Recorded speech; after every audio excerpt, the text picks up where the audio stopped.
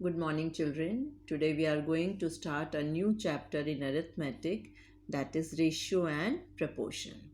This is part 1 of ratio and proportion chapter. So before starting ratio and proportion, children, you should know what is a ratio. A ratio is the comparison of two or more quantities of the same kind using division. So ratio is comparison of two or more quantities of the same kind. The quantity should be of the same kind using division. For example, A and B are two quantities. A is one quantity and B is other quantity. They are two quantities. They are of the same kind in the same units as a fraction.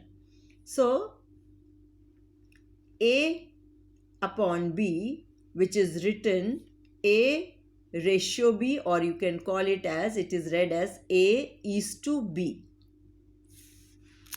In the ratio A is to B, A is called the first term. So this A or the numerator is called the first term or antecedent. So A is called the first term or antecedent.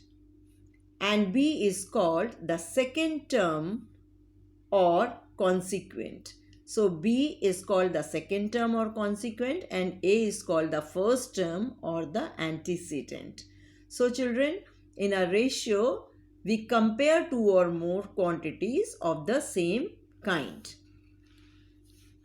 Now, before starting this ratio, you should remember some important points relating to ratios. Whenever you will do sums, you have to keep some points in your mind before solving the question. So the first point is that in a ratio, the order of term is very important. So when you write the ratios, the order of term, in the order in which you are writing, that is very important. That is, see, the ratio 3:5 is different from the ratio 5:3. So the ratio 3:5 you cannot write as 5:3. So the order is very important. Understood, children? Second point is, since the ratio is a fraction, the ratio will remain unchanged if each term of the ratio is multiplied or divided by the same non-zero number. See, I'll tell you what is this. Suppose this is a ratio 5:8. When each term of this ratio is multiplied or divided, see here I have multiplied each term of the ratio by the same number. When we divide or multiply this with the same number, what happens, children? The ratio remains unchanged. See, here is the ratio 5:8. That is 5/8. When these two numbers are multiplied by the same number, that is 3, 5 multiplied by 3 and 8 multiplied by 3, we get 15/24. So 5:8, that is equal to 15:24.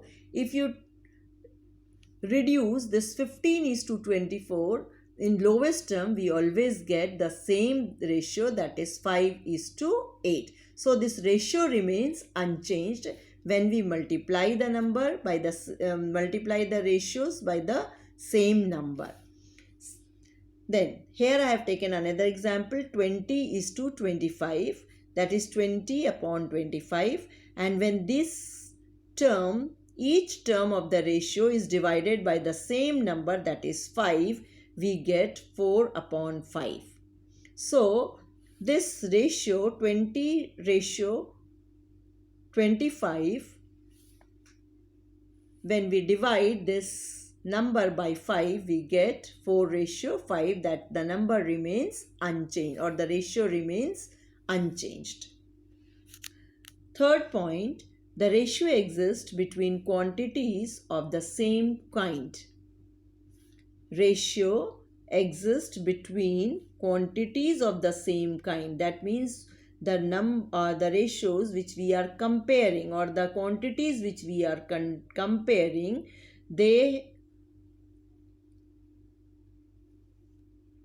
that quantities should be of same kind. See here, same kind means suppose we are comparing the height. So we can compare the height of one child with the height of another child. That means both the quantities are same. That means both are of the same kind. Both are heights. We are comparing the heights. In the same way, the age of one person can be compared by the age of other person. So here the quantities are same. That means we are comparing the ages of two persons. Now, there exist no ratios between height of a child and weight of a child. So children, no ratios exist between height of a child and weight of a child. That means we cannot compare the height of a child with the weight of a child. Fourth point, to find a ratio between quantities of the same kind, quantities should be expressed in the same unit. Suppose we are comparing we are finding the ratios of the quantities of the same kind, their units should be same. That means if one unit is in centimeter, the other unit should also be in centimeter. If it is not in centimeter, we have to convert it to same units. See here, I have taken one example. Ratio between 273 centimeter and 4 meter 68 centimeter. See here, this unit is in centimeter, but here it is in meter centimeter. That means 4 meters and 68 centimeter. So first thing what we will do, children, we will make this unit same. See, we will convert this 4 meter into centimeter. You know children, in 1 meter, 100 centimeters are there. So we will multiply 4 into 100 plus 68 centimeters. So this is centimeter. So there is no need to convert this unit. Only meter will be converted into centimeter. So 400 plus 68, that is 468 centimeter. Now we have converted 4 meter 68 centimeter into centimeter, that is 468 centimeter. Now see, both the units are same.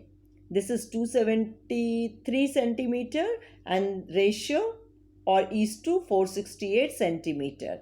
Now we will divide this 273 centimeter and 468 centimeter. This centimeter will cancel with this centimeter and the answer we get is 7 upon 12 or 7 is to 12. So in this way, if the units are different, we have to convert it into same units. Now see this. Another point is that since ratio is a number, it has no units. Since the ratio is a number, it has no units. We have seen, we have cancelled the units. Now there in the ratio, we have no unit. Next point is that to compare two ratios, we either convert them into equivalent like fractions by finding the LCM of the denominator or convert them to the decimal fraction. See, if we are converting the ratios, if we have to compare the ratios, what we have to do? We have to either convert them into equivalent like fractions by finding the LCM of the denominator, or we have to convert them into a decimal fraction. Then only we can compare the ratios. So here I have taken some examples, and the examples I have taken from your exercise, that is 7a. Express the ratio in simplest form. So how you will express the ratios in simplest form? See here, one example I have taken. Here another example of decimal I have taken. One example of fraction I have taken. And one example I have taken which have different units. So all these you have to convert it into simplest form. So here is 18 is to 24. So we will divide 18 upon 24. We will reduce it into lowest term and we get the answer, that is 3 upon 4, or 3 is to 4. Another example is of decimal. 0.4 ratio 0.04.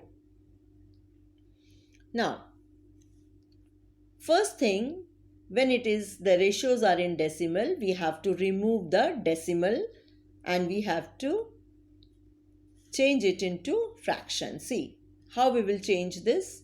See, this is 0.4 and here this is 0.04. See, we will see the decimal places of the denominator. Here two places are there. Decimal places are there in the denominator. So we will multiply this number by 100 and with the same number we will multiply here. When we will multiply this 0.4 by 100, we get 40, and here the decimal, by multiplying it with 100, the decimal will come here, so it will become 4. So 40 upon 4, we will reduce it to the lowest term, we get 10 upon 1, that is 10 ratio 1. Now the third fraction, the third number is of a fraction. So how we will reduce this fraction into lowest or the simplest form? This is 1 upon 8 is to 1 upon 12. So first thing, when the ratios are in fraction, what we have to do? We have to take the LCM of the denominators. So I have taken here, you can see 8 and 12. We get the LCM as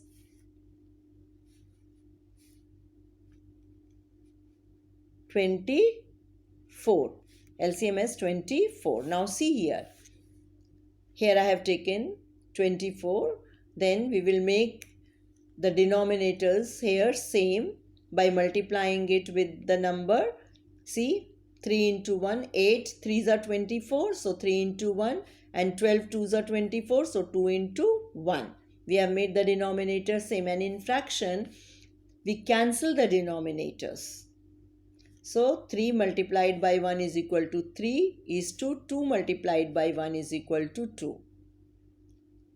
So this is the simplest form of the fraction 1 upon 8 is to 1 upon 12. I hope everybody has understood.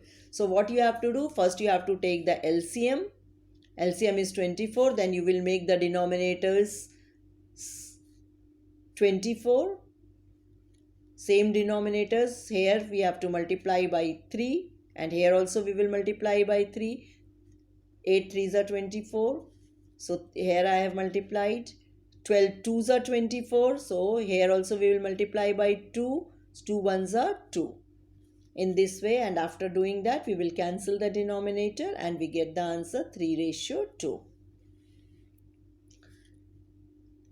Next example I have taken with different units. 15 minutes to 2 hours. Here the unit is in minute and here it is in hours. So what we have to do? Either you can convert this unit to hour or you can convert this hour to minutes. It is up to you. So here I have converted hours to minute. See, in 1 hour 60 minutes are there. So we have 2 hours. So 2 hours is equal to 2 into 60, that is 120 minutes. So now both the units are same. 15 minutes is to 120 minutes. So we will divide now 15 minutes upon 120 minutes. Minutes will cancel with minutes and 15 ones are is 120. So 1 upon 8, that is equal to 1 ratio 8. So in this way, children, you have to express the ratios in simplest form. Now I will send you the assignment. Do that assignment. Thank you.